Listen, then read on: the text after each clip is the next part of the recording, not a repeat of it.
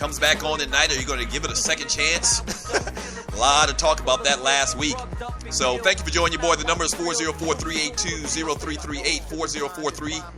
404-382-0338 is the number to the show. You can also email me, Doug, at thedougstewartshow.com. This segment is brought to you by the Classic Party. Ooh-wee! Have you heard about this party I'm having this Friday night? If you're in the ATL, even if you're not in Atlanta, jump on a plane. Jump on that megabus. Jump on that megabus and find your way down to Atlanta this Friday night.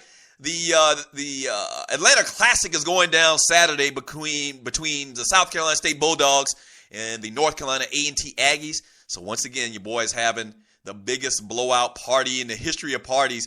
Ask somebody if you don't know about the party that I had last year for the same event that Friday night. So I'm doing it again this year, Friday night at the Crowne Plaza. You can go online. Today is the last day to get your advance tickets. All right? Your absolute last day. At midnight tonight, the tickets are done. And so, but you can still come. You can buy tickets at the door, but they're going to be a little bit higher. Okay? You're going to pay a little bit more moolah, dinero, scratch. So if you come Friday, expect to dig into your pocket a little bit deeper. But you can go get your tickets right now at a great advanced ticket price at theclassicparty.eventbrite.com. Let's go ahead and grab a call. We got Morgan on the line. Morgan, thanks for calling the Doug Stewart Show. What you got? I just want to say that Michigan football is horrible. They think they're the shit, when in reality, they suck. Uh-huh. I mean, they said go blue, when in reality, they just suck. So boo blue. Who would want to be a part of a school like that? They're so conceited. In reality, each year they just keep going down and down in rankings. Last year they got their asses handed to them, and they will get their asses handed to them again this year. Wow. Okay, Morgan, thank you for the call. Morgan was very... we actually had our first cuss word on the show live. And now I thought about cutting it off, but I was like, we can do that around here. I don't want you to do that, though. Don't call up here with all the vulgarities and the naughty words. Don't do that, okay? I'm not running that type of ship up here. But so if it slips out, if a cuss word slips out, and not one of those real bad cuss words, if a cuss word like SH just slips out, I might let you slide. But I'm going to suspend Morgan for about 2 days, okay? Because you just can't call up here spitting out cuss words. You just can't do that, all right? So, Morgan, just check yourself. But Morgan's obviously a Michigan State fan. Thank you for calling, Morgan. And evidently, the Michigan fans and the program is conceited. And I guess they probably do look at Michigan State as a little redheaded stepchild in that state, kind of like it is in most states. In Georgia, there's an overabundance. There's a clear dedication to the Georgia football program over the Georgia Tech football program. So I'm pretty sure that's how it is everywhere. And so Michigan probably looks down. They probably frown upon Michigan State people. I know they do. So that's where the way it is everywhere. In South Carolina, it's pretty even. It's a clear split across the middle. There definitely is a split across the middle, but you have just as many Clemson fans as you do Carolina fans. And I think we're one of the only states that has that dynamic. I think most places in Oklahoma, I'm pretty sure there's many more Oklahoma fans than there are Oklahoma State fans. In Texas, I'm sure Texas dominates the fan loyalty as compared to Texas Tech or TCU or whatever, any of those other schools out in that state as well. So that's very interesting. Thank you so much for the call, Morgan. 404-382-0338. Have you heard the story about Michael Phelps? Police arrested the Olympic swimmer Michael Phelps on a DUI charge early Tuesday, and officials say he was speeding and he failed the sobriety test when officers pulled him over. Now, here's the bad part. It's bad already. You know that it's bad. Michael Phelps, at about 1:40 a.m., in a 45-mile-per-hour zone, was traveling 84 miles per hour. What? In a Land Rover. Are you kidding me? 85. That's almost like dude was trying to commit suicide. You can't go that fast in a 40. So if it's 45 mile per hour zone, if it's a 45 mile per hour zone, then obviously there's pedestrians in the area. There's a lot of turns, there's stop signs that you're going to come upon at some point very soon. So Michael Phelps sounds to me like he was almost trying to kill himself to do something like that. You'll hear about somebody, going about, 55 in a 45, and then you'll get a ticket then, 10 miles over the speed limit. But in a 45, he was going 84. I almost thought that was a misprint. Or when I heard the story, I almost thought that had to be an error. That can't be. So Michael Phelps, I mean, damn, dude, what's going on? Now, this is his second DUI, and he apologized profusely the first time that he had this scenario. The news regarding Michael Phelps and his actions are disappointing and unquestionably serious. USA Swimming said in a statement, "We expect our athletes to conduct themselves responsibly in and out of the pool." Like I just said, this is a second DUI charge in Maryland. The first one was in 2004, Eastern Shore of Maryland as well. And he received 18 months probation and a $250 fine. He was also required to deliver a presentation on alcohol awareness to students at 3 high schools. So clearly, this is your second time around. You're going 85 and a 45. You got to do about 30 days in jail, right? And you're going to have your license taken away. Somebody that's abreast of the law, maybe an attorney, email me or hit me on Twitter. What do you think the outcome of Michael Phelps getting nabbed again for another DUI is going to be? And he's got money, and he's got he's probably going to have one of the best attorneys that money can buy. But tell me, what's the likely outcome of this? And I've got a lot of tweets and a lot of people text me on yesterday saying when this story broke, like, let's see if they blow this up as much as they've blown up all the stories from the NFL over the last month. And to be honest with you, I feel what you're saying, but the media probably isn't. You know why? Because he's a damn swimmer.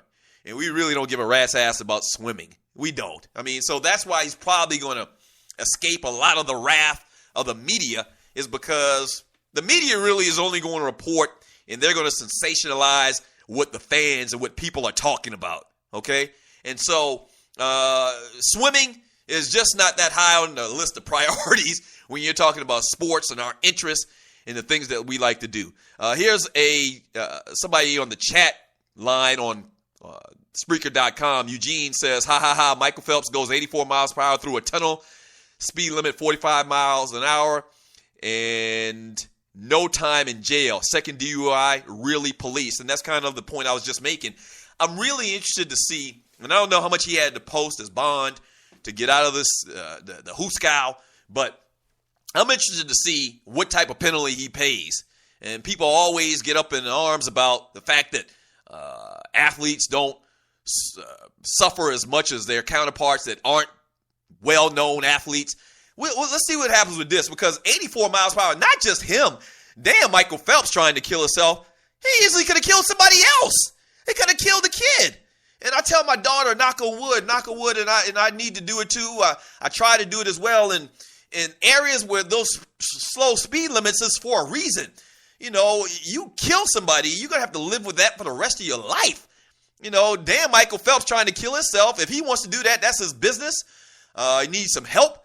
And maybe I'm making more of this than what it really was. Maybe he wasn't trying to kill himself, but damn it, if you've been drinking, you driving 85 and a 45, it sounds like you're trying to kill yourself to me. That's what it sounds like to me. So I don't know the deal with that, but damn, think about other people. My gosh, are you kidding me? 85 and a 45, that's really, really crucial. Yeah. So let's get your thoughts on that, on anything we've talked about today on this Word on the Street Wednesday. I got some more Word on the Street stuff for you when we get back from the break. Talking about everything in the world of sports, whatever you want to talk about. Tell people about the show. Pass the word. When we get back from the break, we're going to talk a little bit of Georgia football. Like Georgia Tech's got a big matchup this weekend. The Georgia Bulldogs as well. You know the Falcons are on the road. So we'll mention some of those stories, take some of your calls, read some of your tweets, have a lot of fun, do the things that we do around here. Sports Talk with Hot Sauce, Texas Pete Hot Sauce. It's the Doug Stewart Show.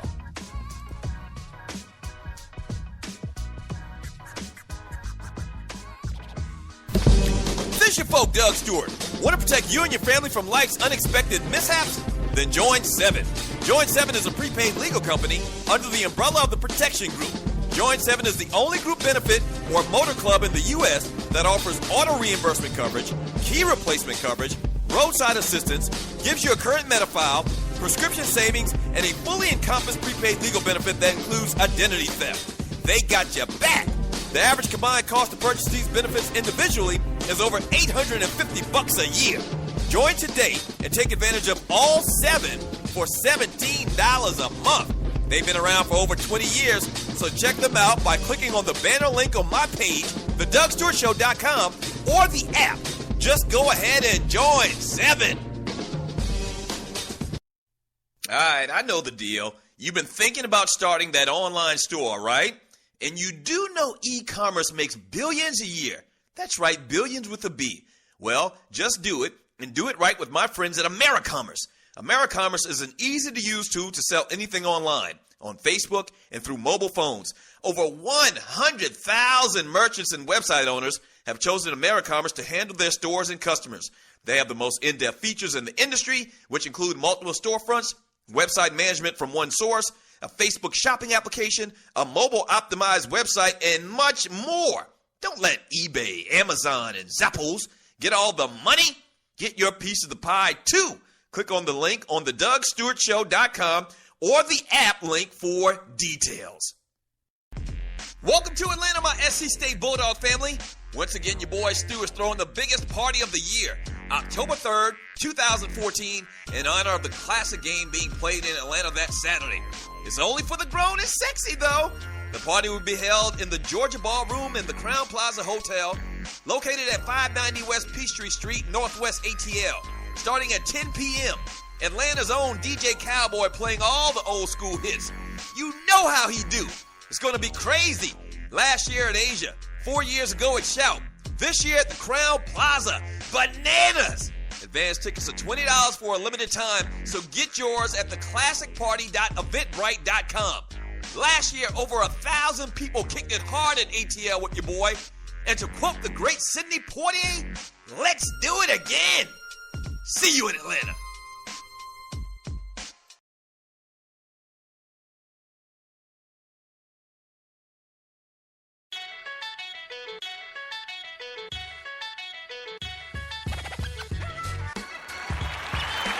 Sports talk for the people. This is the Doug Stewart Show.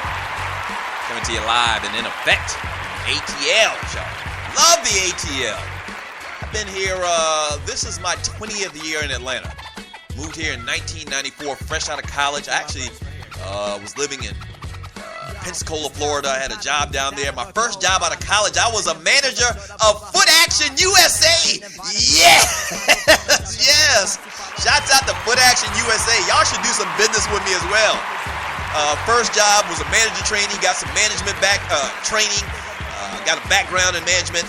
My degree is in management. So my first job was I was running Foot Action USA, and I had my own store in Pensacola, Florida.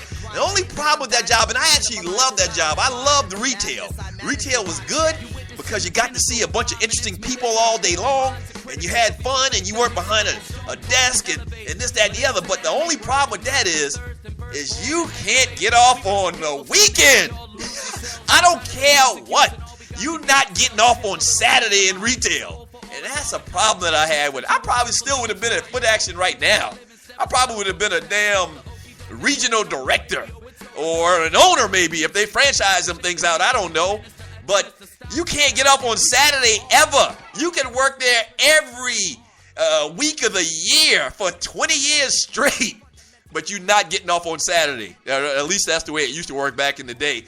You had to schedule your vacations and you had to schedule anything you wanted around that. You want to take a vacation? You could possibly start on Sunday. But then you had to be back Saturday morning. You had to be back.